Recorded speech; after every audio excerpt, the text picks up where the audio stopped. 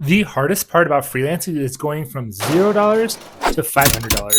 After you reach that mark, it is much easier. Most of the time people ask about how they can get started with Upwork, Fiverr, and these other like freelancing marketplaces. But in this video, I want to talk about how I made my first $500. And in this video, I'm going to share with you a total of 6 different ways to get paid as a freelance software engineer. I have personally made over $1 million across all of these strategies. So under each strategy, I'm going to tell you a story about how I made my first $500 in that category. Now, I want you to pay attention to each and every category because there is a trend. There is a trend that I will talk about at the end of the video about what makes me successful, what has made me successful through all of these different categories of freelance work. So let's go ahead and get started. So the very first $500 that I ever made as a freelance software engineer was when I was subcontracting out of a larger contract. So they employed their own employees, but they needed more. So then they added some subcontractors, and that's where I came in. So during that time, I charged around $80 an hour, and I was there for probably about 6 months. That was mostly a Ruby on Rails project, and during that 6 months, I think I earned around $64,000 during that time. And this strategy to subcontract underneath an agency or a consultancy is actually one of my favorite ways to do work nowadays, even nowadays, because they do a lot of the work on their end to maintain the relationship with the customer. And for the most part, all you have to do is do the work. And if you do the work, then you get paid. And a lot of this stuff just works together very well. So the second freelancing strategy that I have worked with was on the freelancing marketplaces, on Fiverr, Toptal, Upwork. It's been a long time since I've done this, and it's not my favorite way of doing work, but I'll tell you how I earned my first $500 doing it. So the biggest thing that I learned in these platforms is being able to get that first customer. When you come in with absolutely no bids, no project underneath your profile, then it's going to be hard for a client to be able to choose you to finish the work for you. So that you have to do everything in your power to make sure that you can get that first customer. And what I had to do was send out a lot of bids, make sure that my profile was perfect. It had all the information you needed and more than enough for like portfolio work or just a history of doing the job so that you can actually prove that you will get the job done even though they're your first client. And it doesn't have to stop just on the platform itself, not just on Upwork, for example. You can also spend time reaching out to your own network and trying to see if anyone else has work that is on these platforms and maybe that you can work and get in through the back door.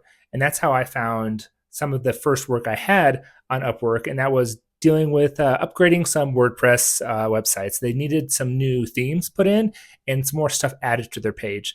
And so I think I did 3 different projects there. One was $500, one was $800, and the last one was $1,000. And after that, I realized how much I did not like WordPress. So I've never returned to doing WordPress, and at the same time, I've also never returned to doing the Upwork program. You can do well there, but it's not my favorite place to go through the marketplaces to find these like smaller projects and smaller bits of work.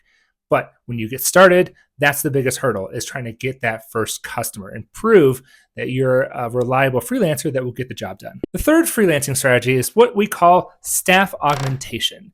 And it's a really fancy word to say that like we just need extra bodies to finish a project and we don't care to give you a full-time job. Now, some agencies and consultancies, they strictly just do this. They just throw bodies at problems, like so you can try to get some work across the line. And the first time that I had to do this was for a completely React front-end role. And what they had to do is they were trying to push a new project to replace an old one. It was a tool that was run directly on the desktop, and they wanted to have a web version of it. So we had to redo the entire architecture and make it web focused. So everything went over the wire on the network, and so that they could do the work on the web anywhere they want, as opposed to always being to the desktop that had the installed software. I think that project lasted around 10 months, and during that time, it was probably earned about $115,000 during that time until that project came to an end and I moved on.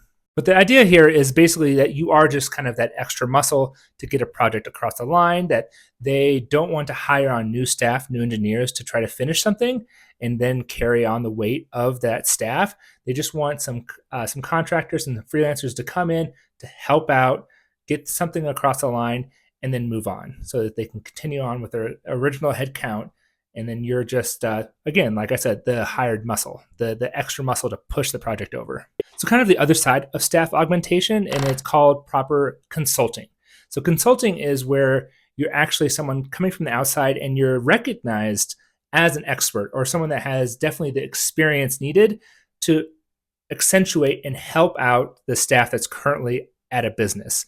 So, for example, the first time I got to do this was when a client had a staff of mostly young engineers, and they didn't have that lead engineer to really spearhead a project. So I came in as the lead slash staff engineer to make sure that we were thinking about the right requirements for the project, and also to be there to consult. And with consulting, you're leveling up the people around you, and you're doing a lot of mentorship and making sure that the proper engineering principles are being followed, the proper engineering practices to get the software on a good track. So this role can be a little bit more stressful because most of the time you're still expected to do a lot of the work, but at the same time, you're supposed to level up everyone around you and make sure that they improve so that when you leave, when you're done with your project, when you're done with your engagement, then you are leaving the place better than when you came in. You are actually helping everyone before you head out. For this project, for the first $500 that I earned here, that was pretty quick because it was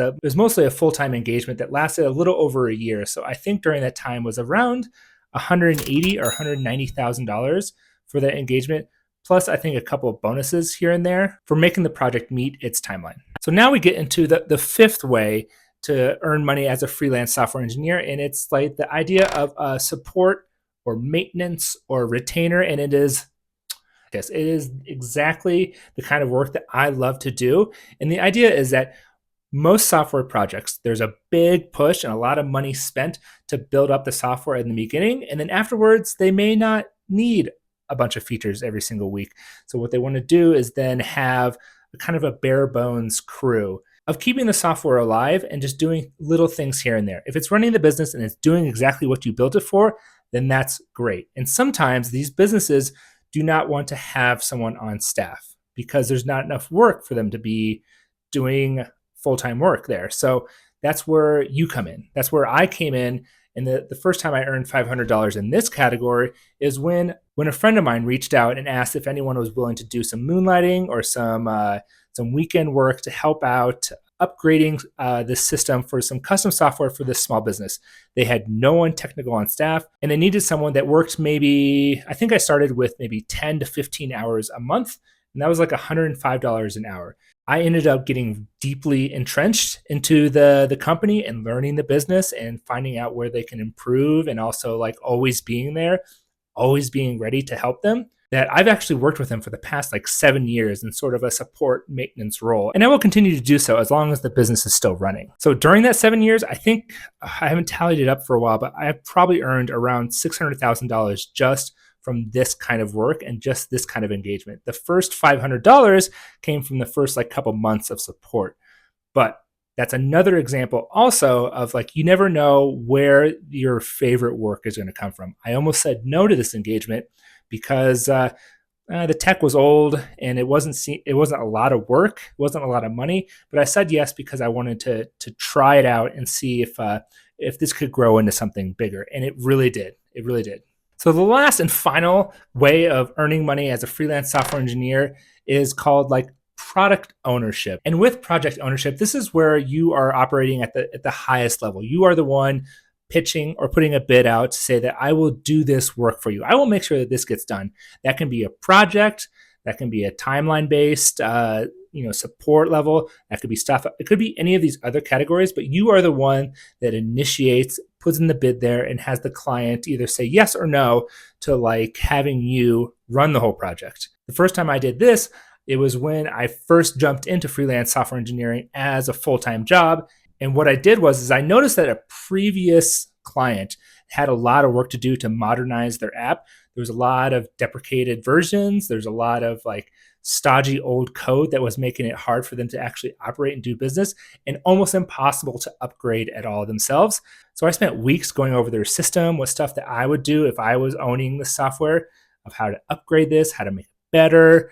and how to make it so that they are more in line and able to stay updated and have the ability to run their business and be able to do things much smoother and not have their software die and be unable to be hosted on certain platforms. Because if software does get too old, there is an opportunity that wherever it's hosted, that they no longer allow you to run those operating systems, those versions, those libraries, those core libraries that you rely on for this old software.